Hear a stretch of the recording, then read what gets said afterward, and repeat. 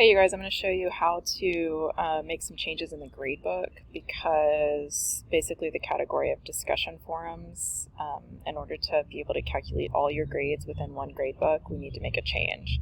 So once you go into your course, you're going to hit Performance and Gradebook, and then you want to, and this is just me pretending to be a student so that I could see something, you want to go to Options and then Edit Gradebook Settings.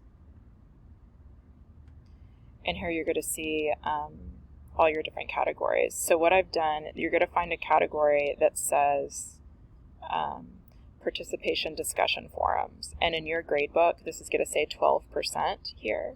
You want to delete that 12%. And then what I've gone in and done is created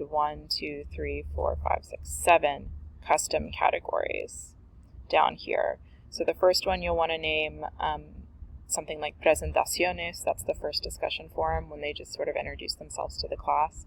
And then it starts after that, discussion 1, 2, 3, 4, 5, 6. So there's 7 total. Since we're taking away the 12% here, we're dividing 12 by 7.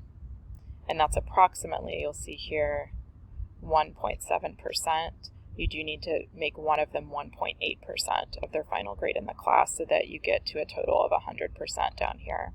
And basically what that does is, since the discussion forums are completed outside of Connect, there's no way for us to, like the recordable video chats are a category, and the assignments that are in Connect, what I've done already in your gradebooks is I have categorized them as being part of this category, so it calculates for us, if that makes sense.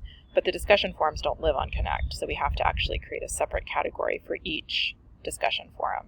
This is something that I discovered too late, so if you want to make that change in your gradebook so that you don't have to calculate the total discussion grade yourselves, you just need to create 7 different custom categories and then click Save. And that way, in the gradebook now, you're going to see each individual discussion as a separate category.